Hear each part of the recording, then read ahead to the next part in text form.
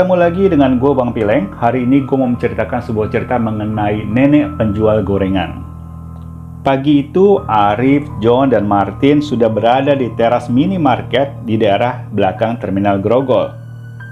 Mereka menunggu temannya yang pagi itu datang untuk menjemput, dan rencananya nih mereka pagi-pagi itu mau berangkat ke puncak.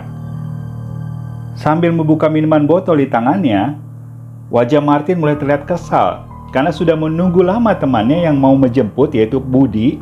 Janjinya mau datang jam 8, tapi belum datang juga. Katanya kumpulnya on time.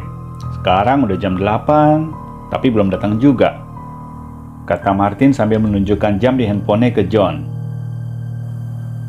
Sabar aja, ntar kalau sampai jam 9 belum datang tuh si Budi, gue yang bakal telepon. Mendengar jawaban John, Martin hanya terdiam. Sekarang mata Martin tertuju ke Arif.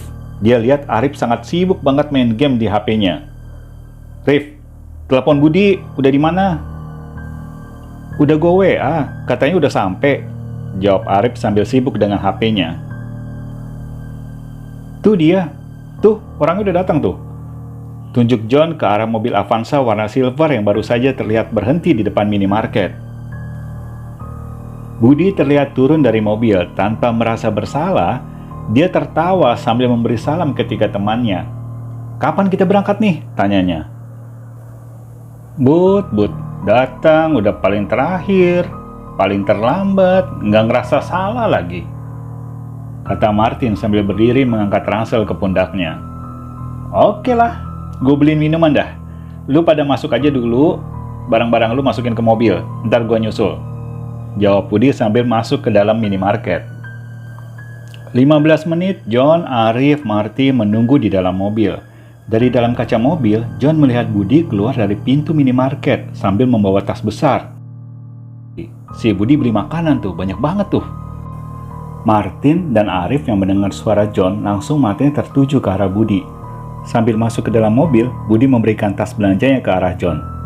Nih, gue yang terakhir kali ini, biar gak ada yang kesel sama gue. Gimana nih? Udah, kita berangkatnya sekarang nih.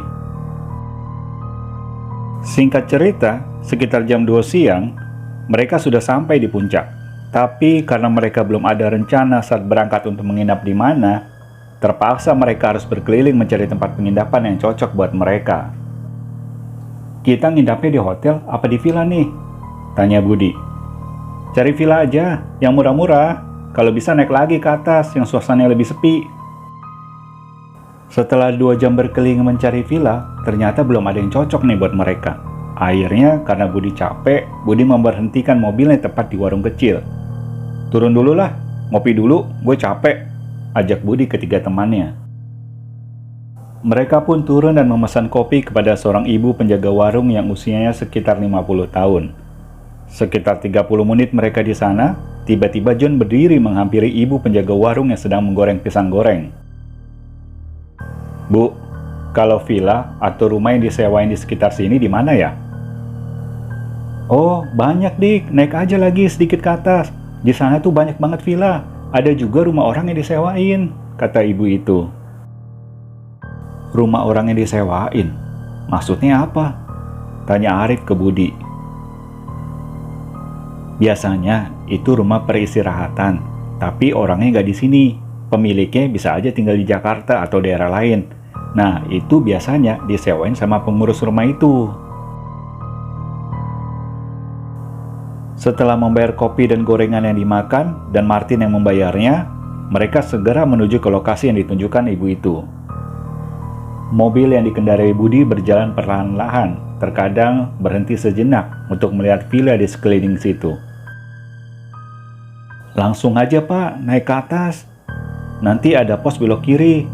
Udah gitu cari rumah yang warnanya hijau. Tadi ibu itu kan bilangnya kayak gitu. Dan penjaganya juga namanya Pak Tatang, kata John mengarahkan Budi untuk ke lokasi segera. Setelah menelusuri jalan yang diarahkan John, sampailah mereka di rumah berwarna hijau dengan gaya bangunan model lama.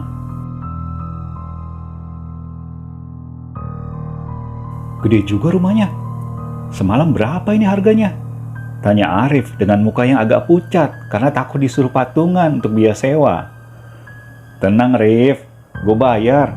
Kalau semalam masih di bawah 5 juta mah gue masih sanggup, sahut Martin sambil menepuk pundak Arif. Budi, John, Arif langsung ketawa lebar mendengar itu. Mereka tuh senang banget. Akhirnya mereka nggak jadi patungan untuk biaya villa.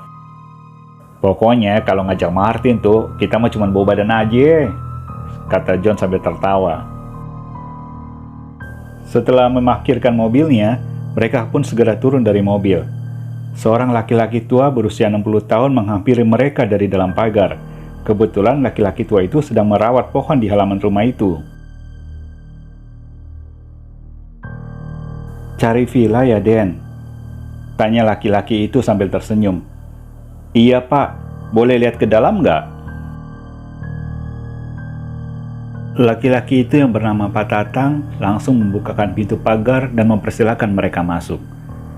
Villa terdiri dari 2 lantai dan 5 kamar, ditambah kolam renang yang tidak terlalu besar berada di belakang rumah itu. Setelah bernego soal harga, akhirnya mereka sepakat untuk menginap 3 hari di sana. Bapak tinggal di mana, Pak? Tanya Budi. Saya tinggal di kampung belakang, Den. Nggak jauh dari sini. Tinggal jalan kaki aja, paling 30 menit udah sampai di sini, Den. Setelah membayar biaya sewa dan mendapat kunci dari Pak Tatang, tak berapa lama Pak Tatang pamit untuk pulang ke rumahnya. Malam itu waktu menunjukkan pukul 10 malam. Udara terasa dingin sekali. Arif, Budi, dan Martin terlihat sibuk dengan handphone di tangannya masing-masing, sedangkan si John berada di luar pagar. Dingin banget, dingin banget. Dalam hati John sambil membetulkan jaketnya. Matanya tertuju ke villa yang berada di depan rumah itu.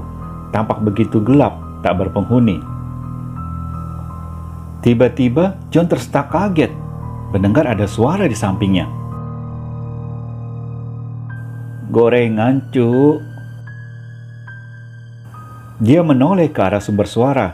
Dilihatnya seorang nenek tua berbaju hijau membawa nampan menawarkan gorengan. Kaget saya, Nek. Nenek jual apa? Nenek itu tidak menjawab. Dia hanya tertunduk. Tangannya membuka tutup daun pisang yang ada di atas nampan. John melihat gorengan di atas nampan yang dipegang nenek itu. Tangannya langsung memilih pisang goreng. Saat dipegang, ternyata gorengannya itu masih panas. Panas banget, Nek. Nek, saya beli 20 biji ya, tolong dibungkus. Tangan nenek segera memilih pisang goreng yang diminta si John dan membungkusnya ke dalam daun pisang. Nenek, tunggu di sini dulu ya, saya ambil duitnya ke dalam. Nenek itu tersenyum. Besok aja bayarnya, cu. Besok nenek juga lewat di sini lagi. Nenek itu berjalan meninggalkan John. John yang saat itu masih terlihat kebingungan, akhirnya masuk ke dalam villa sambil membawa bungkusan daun pisang di tangannya. Nih, pisang goreng, enak, masih panas. Bungkusan itu diletakkan John di meja. Beli di mana lu? Tanya Martin sambil memainkan handphonenya. Tadi ada nenek-nenek lewat, nawarin pisang goreng, gue beli aja, kasihan. Waktu semakin larut malam, John sudah terlelap tidur di lantai 2 kamarnya. Mereka bertiga yang tadi tidak menghiraukan gorengan yang dibawa John, tiba-tiba berhenti memainkan handphonenya. Arif berdiri dan berjalan menghampiri bungkusan daun pisang yang terletak di atas meja. Dan tangannya langsung membuka bungkusan itu. Gila, si John rakus banget. Pisang gorengnya habis, sisa 1 nih. Arif menunjukkan pisang gorengnya di tangannya. Dia mah dari lahir udah rakus. Bayi baru lahir tuh minum ASI kalau dia makan cilok, sahut Budi bikin kedua temannya tertawa. Tiba-tiba, muka Arif tuh berubah. Matanya tertuju ke pisang goreng dan hidungnya mencium pisang goreng yang ada di tangannya. Bau banget kok, pisangnya bau. Pisang goreng itu dilemparnya ke dalam bungkusan daun pisang. Budi dan Martin yang masih tertawa langsung berhenti, berdiri dan menghampiri Arif. Bau apaan? Tanya Martin sambil mendekati bungkusan pisang. Tangan Budi mengambil pisang goreng itu dan membolak-balikan pisang itu. Ini mah udah busuk. Ini bau busuk. Arif menatap wajah Budi. Bud, terus si John makan itu pisang? Rif, si John apa yang gak dimakan sih? Bangke aja dimakan. Sahut Martin meninggalkan mereka berdua. Malam itu seperti tidak terjadi apa-apa. Masalah pisang goreng sudah dilupakan dan mereka tidur di kamar masing-masing. Esok paginya, setelah sarapan mereka keluar rumah untuk berkeliling sekitar puncak dan baru balik ke villa sekitar jam 7 malam. Setelah makan malam yang dibelinya dari luar, mereka terlibat perbincangan untuk mengadakan reuni dari mantan karyawan di tempat perusahaan mereka bekerja. Mereka dulu berempat pernah bekerja satu perusahaan yang sama, tapi setelah satu persatu keluar dari perusahaan itu, mereka sudah jarang bertemu, dan sekarang mereka merencanakan untuk membuat acara reunian seluruh karyawan atau mantan di perusahaan tersebut. Tak terasa, pembicaraan mereka sudah menunjukkan pukul 10 malam. Gue keluar sebentar, kata John sambil meninggalkan mereka bertiga yang sedang membahas villa yang akan direncanakan buat reunian. John sudah berdiri di depan pagar. Maksud hatinya ingin membeli gorengan nenek yang kemarin dan membayar hutangnya sekaligus. Malam yang dingin membuat John menggesek-gesekkan telapak tangannya sambil berharap nenek penjual itu segera datang. Tak terasa sudah 10 menit John berada di luar pagar. Gorengan, cu. Lagi-lagi John tersentak kaget mendengar suara yang berasal dari belakang badannya. Duh, nenek ngagetin. Udah 2 hari nih nenek bikin kaget saya. Nenek itu tak menjawab, dia hanya menundukkan kepalanya sambil menurunkan nampan yang ada di kepala. Nek, gorengannya masih panas. Emang nenek kalau goreng pisangnya jam berapa? Lagi-lagi nenek itu tak menjawab. Tangannya mengambil daun pisang dan menyodorkannya ke John. Setelah selesai mengukus pisang dan ubi goreng yang dipilih, nenek itu menyerahkan bungkusan daun pisang ke tangan John. Cu, boleh nggak nenek ke dalam? Mau ke kamar mandi? Mendengar itu, John langsung menuntun nenek ke dalam rumah dan membawanya ke kamar mandi. Sambil menunggu nenek selesai di kamar mandi, John meletakkan nampan yang dipegangnya dan ditaruhnya di atas kulkas. Dan menuju ke ruang tengah sambil membawa bungkusan pisang goreng, di mana di ruang tengah dia masih melihat Budi, Arif, dan Martin masih serius ngobrol masalah reunian. Nih, pisang goreng. Sambil meletaknya di tengah-tengah. Makan dulu, ntar keburu dingin. Martin, Arif, dan Budi saling bertatapan setelah melihat bungkusan daun pisang yang diletakkan John di tengah mereka. John, lu beli pisang gorengnya sama yang jualan kemarin? Tanya salah satu dari mereka. Iya, sama nenek-nenek yang lewat kemarin. Kasian, udah tua masih jualan, masih cari uang. Malam-malam mana dingin lagi, harus keliling jualan. Jawab John sambil sesekali memakan pisang goreng yang ditangannya dengan lahap. Udah John, udah jangan dimakan. Cegah Martin sambil mengambil satu pisang goreng dari bungkusan itu. Lu lihat nih, ini udah busuk. Baunya aja udah kecium dari sini nggak enak. John tidak menghiraukan apa yang dikatakan teman-temannya. Dia malah mengambil lagi pisang goreng dari bungkusan itu dan langsung dimakannya. Arif yang melihat itu langsung menarik tangan John. John, ini pisang udah busuk. Jangan dimakan. Budi yang sedari tadi diam, tiba-tiba bergeser mendekati Martin dan Arif.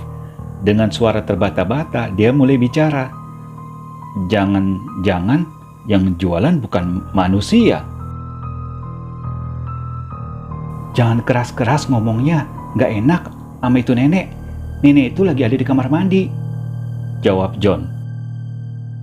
Mendengar perkataan John, ketiga temannya tersentak kaget. Lu serius? Muka neneknya kayak gimana? Tanya Arif. Ya kayak nenek-nenek lah, jawab John ketus. John segera berdiri menuju kamar mandi. Tak berapa lama ketiga temannya pun berdiri mengikutinya. Nih, nenek itu di kamar mandi. Sekarang kita panggil ya, kita buktiin ya apa yang lu ngomong, benar apa enggak. Kata John meyakinkan ketiga temannya bahwa yang dilihat itu adalah benar-benar manusia. Di depan kamar mandi, tidak terdengar suara apapun, tidak terdengar segala aktivitas di dalamnya. John mencoba memanggil nenek itu. Nek, Nek, nenek udah di kamar mandinya. Tidak ada jawaban dari dalam. John, Arif, dan dua temannya saling bertatapan. Panggil yang keras, siapa tahu dia budek, kata Budi menyuruh John untuk memanggilnya ulang. Nek, Nek, nenek udah di dalam. John memanggilnya lebih keras lagi. Masih tidak ada jawaban, sampai akhirnya salah satu dari mereka, yaitu Martin, mencoba membuka handle pintu kamar mandi, dan ternyata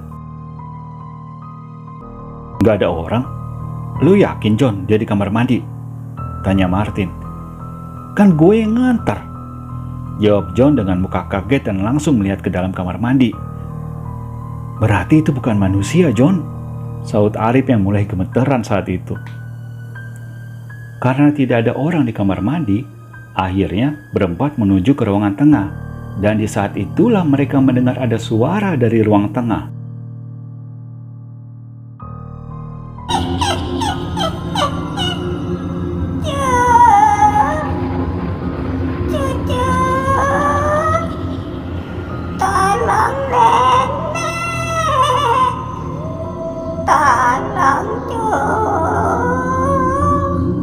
Betapa kagetnya mereka melihat nenek penjual gorengan itu sudah berada di ruangan tengah sambil memegang nampan di tangannya. Saat itu juga mereka berempat lari terbirit-birit keluar rumah menuju jalanan. Di jalanan pun tidak ada siapa-siapa, sepi, bahkan rintik hujan mulai turun perlahan-lahan. Tak berapa lama hujan pun mulai deras ditambah suara petir menggelegar. Karena hujan makin deras, dengan memberanikan diri, mereka berempat masuk ke dalam perkarangan rumah. 15 menit mereka berada di sana, udara dingin ditambah hembusan angin yang kencang mulai membuat mereka menggigil kedinginan. Dingin, gue gak kuat, masuk aja yuk, ajak Martin ketiga temannya. Masih ada gak tuh nenek? Tanya John. Ini semua gara-gara lu, John, pakai bawa setan ke dalam segala, bentak Budi karena kesal. Gue mana tahu itu setan.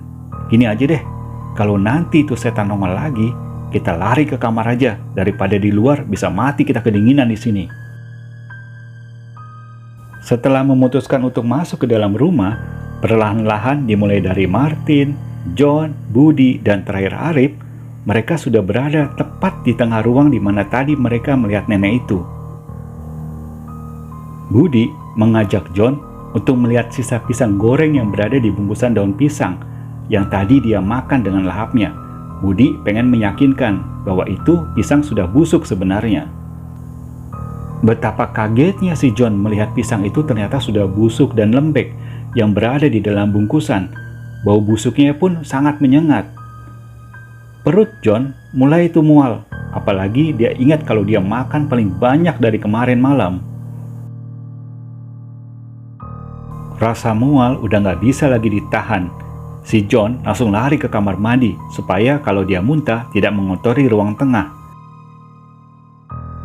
Di saat Budi, Martin, dan Arif masih menunggu John di ruang tengah dan masih sempat-sempatnya tertawa mendengar John muntah-muntah, tiba-tiba mereka mencium aroma gorengan di sekitar mereka.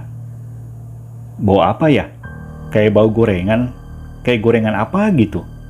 Tanya Martin. Arif menarik nafas, memastikan bau apa yang dia cium. Ini mah bau pisang goreng. Mendengar omongan Arif, mereka bertiga langsung lari terbirit-birit masuk ke kamar lantai 2. dengan terjatuh-jatuh saat menaiki tangga, sampai juga akhirnya mereka di kamar dan langsung tutup pintu. Si John gimana ini? Dia kan dibawa sendirian, tanya Budi sambil terengah-engah. Udah, biarin aja. Dia yang bawa tuh setan ke dalam, biarin dia berusaha sendiri, jawab Arif. Setelah mereka bertiga aman di dalam kamar, lantas bagaimana nasib si John? John yang udah puas ngeluarin muntahnya, langsung mau menuju ke ruang tengah. Tapi baru beberapa langkah keluar dari kamar mandi, dia langsung menoleh ke arah kulkas. Cu, ini gorengannya. John langsung tersetak kaget begitu melihat nenek penjual gorengan itu sudah berada tepat di sampingnya. Wajah nenek yang dia lihat saat membeli gorengan perlahan-lahan berubah menjadi nenek-nenek dengan rambut acak-acakan dan muka yang sangat menyeramkan. Jantung si John terasa berhenti saat itu juga, dan dia pingsan jatuh di lantai. Arif, Budi, dan Martin nggak ada yang berani turun ke bawah. Mereka membiarkan John sendirian di sana. Sampai sekitar jam 5 pagi, barulah mereka turun ke bawah perlahan-lahan, dan dilihatnya John sudah tergeletak di lantai tak bergerak. Dia tidur apa pingsan ya? Tanya Arif ke Budi. Kayaknya pingsan. Kok pingsan lama banget? Budi menggerak-gerakkan badan John sampai akhirnya John terbangun. Setelah diberi air minum, barulah perlahan-lahan John menceritakan apa yang dilihatnya semalam. Kita pulang aja hari ini. Tunggu Pak datang, kita ceritain semuanya. Entar jam 7 pagi, biasanya kan Pak datang tuh bawain sarapan. Nah, kita pamitan sekalian dah, kata Martin sambil menyodorkan segelas air putih lagi ke John. Setelah mandi dan beres-beres barang, mereka pun menunggu Pak Tatang di teras rumah. Sekitar jam 7 lewat, Pak Tatang sudah berada di depan pagar. Tangannya membawa sarapan yang dibungkus daun pisang dan satu teko berisi teh manis. Pagi, Den. Ini Bapak bawain sarapannya. Sarapan apa kita, Pak? Tanya Budi. Pisang goreng, jawab Pak Tatang sambil membuka bungkus daun pisang di tangannya. Hah? Pisang goreng? Serentak berempat kaget melihat pisang goreng di tangan Pak Tatang. Pak, taruh aja Pak pisangnya di meja. Saya mau bicara sama Bapak sebentar, kata Budi sambil mempersilahkan Pak Tatang duduk. Budi mulai menceritakan apa yang mereka alami semalam. Sampai Budi selesai cerita, Pak Tatang hanya terdiam tertunduk. Tak ada sepatah kata pun yang keluar dari mulutnya. Pak Tatang kok diam? Ada apa, Pak? Pak Tatang menarik nafas dalam-dalam. Perlahan-lahan dia mulai bercerita. 3 tahun yang lalu, istri saya terjatuh di kamar mandi di rumah ini. Saat itu, dia sedang membersihkan kamar mandi. Tidak ada satupun orang yang tahu. Sore harinya, anak saya baru tahu setelah mendatangi rumah ini. Istri saya sudah meninggal di kamar mandi. Setiap hari, istri saya jualan gorengan, berkeliling dari satu villa ke villa lain.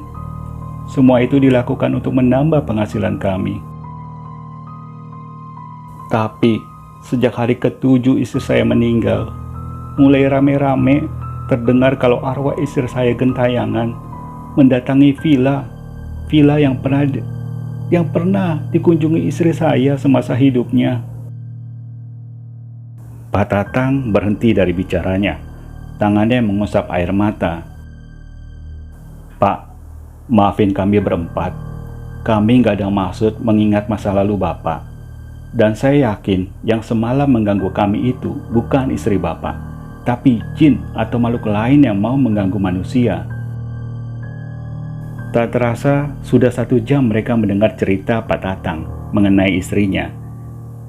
Agar tak larut dalam kesedihan, John, Arif, Budi, dan Martin memutuskan untuk segera pamit pagi itu dan meninggalkan Pak Tatang sendirian. Pak, kami pamit ya. Kapan-kapan kalau ada waktu, saya main ke rumah Bapak. Pamit Budi sambil memeluk Pak Tatang.